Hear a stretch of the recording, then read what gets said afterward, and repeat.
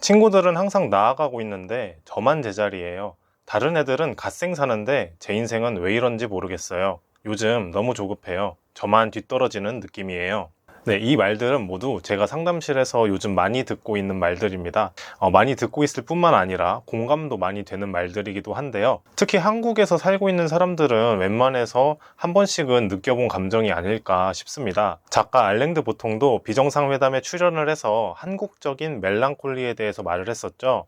스스로 성공적이지 않고 행복하지 않다고 여김으로써 더 나은 삶으로 나아가는 독특한 한국인만의 우울감이 있다고 평가를 했었는데요. 어렸을 때는 공부 경쟁, 커서는 취업 경쟁, 취업하고 나서는 승진 경쟁, 결혼하고 나서는 어떤 아파트에 사는지, 출산하고 나서는 자녀가 어떤 대학에 갔는지, 직장이 어딘지 서로 비교하는 은근한 경쟁. 이렇게 죽을 때까지 경쟁이 이루어지는 한국 사회에서 충실하게 살아오신 분들은 느낀 적이 있는 감정일 거라 생각합니다. 그래서 오늘 영상에서는 왜 사람들이 가끔씩 뒤처지는 느낌을 받을까? 뒤처진다고 느껴질 때 어떻게 대처하면 좋을까를 한번 같이 얘기를 해보도록 하겠습니다.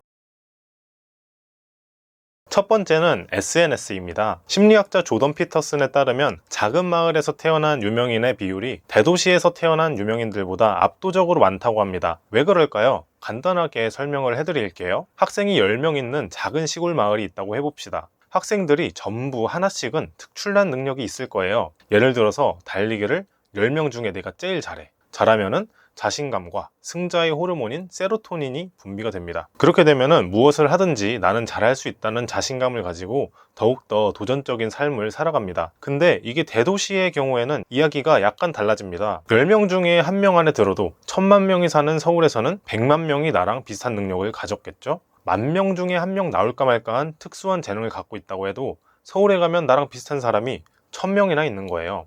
근데 이제 SNS를 통해서도 세상의 모든 사람과 집에서 간편하게 만날 수 있는 세상이 되었습니다. 인스타그램 사용자 수가 20억 명이라고 하는데요. 그 20억 명의 삶에서 가장 하이라이트 되는 순간과 자신의 삶을 비교하기 되게 쉬워지게 됐습니다. 그렇게 계속 비교를 하다 보면 두뇌에서는 어떤 일이 일어날까요? 정말 많은 연구들이 소셜미디어 사용과 관련한 정신건강 문제가 나타남을 보고했습니다. 사용 시간이 늘어날수록 감정 불안, 기분 침체, 그리고 우울증과 강박, 섭식장애 등등을 증가시킨다는 결과가 공통적으로 나타납니다. SNS만 끊어도 삶의 만족도가 크게 올라갈 수가 있습니다. 두 번째, 교류 분석의 창시자 심리학자 에릭 번은 사람들의 상호 교류 방법을 크게 3가지 방식으로 나눴습니다. 간단하게 말씀드리면 서로 예측할 수 있는 교류가 있고, 서로 예상하지 못한 교류가 있고, 속뜻을 숨기고 있는 교류가 있을 수 있는데요.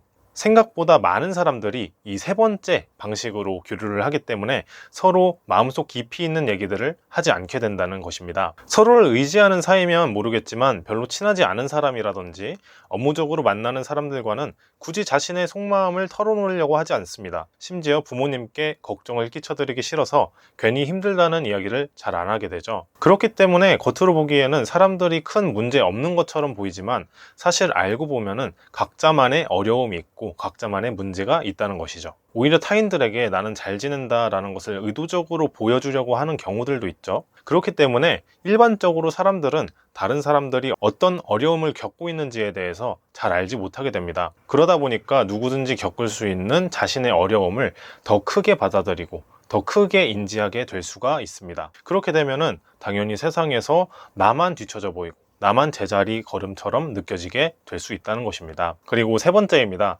저한테 상담에 와서 자기가 조금 뒤처진 것 같다라고 말하는 친구들이 대부분이 제가 보기에는 일반적으로 살아가는 학생들이었습니다. 그러니까 실제로 그 친구들이 뒤처졌다고 하기보다는 그 친구들이 스스로 지각하고 인지한 것이 뒤처졌다고 스스로 그렇게 느끼는 것입니다. 또 공통적인 특징이 현재 자신이 가진 것보다는 지금 가지지 못한 것에 대해서 상당히 집착하는 그런 경우들도 많았었습니다. 완벽주의 성향인 경우에는 아주 조금의 실패를 겪어도 스스로에게 채찍질을 하는 것에 익숙한데요.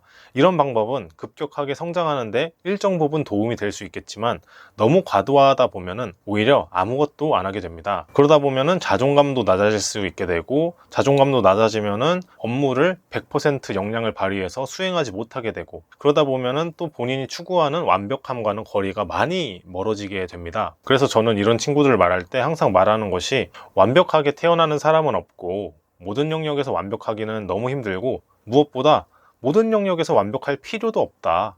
다만 실수나 실패를 통해서 조금씩 부족한 부분을 보완해 나가는 게 되게 중요한 거고, 그렇기 때문에 실수도 나를 발전시키기 위한 발판이라고 생각하자. 가장 중요한 마인드는 무언가를 성공하든 실패하든 그 과정 전부가 미래를 위한 것이라고 생각하는 마인드다 라는 말을 해줍니다. 저도 유튜브 콘텐츠를 만들 때 조회수가 나오면 이게 맞는 건가 하다가도, 조회수가 아예 안 나오는 콘텐츠들을 하면은 이게 맞는 건가, 내가 올바른 방향으로 가고 있는 건가, 또 그거에 대한 의구심이 많이 듭니다. 하지만 그거에 대해서 뭔가 시행착오야, 결국에는 그게 실버 버튼으로 가는 어떤 걸음 같은 걸 거야 라고 생각을 하면은 그래도 유튜브를 지속적으로 올릴 수 있는 동기가 생기더라고요. 내가 지금 가지고 있는 것에 대해서 한번 적어보고 그것에 대해서 만족할 수 있는 그런 것들이 결국에는 정신을 조금 더 건강하게 만드는 데 크게 도움이 된다고 생각을 합니다. 네, 지금까지 마음대로였고요. 오늘은 내가 뒤처지는 느낌이 들을 때 라는 주제로 영상을 만들었습니다.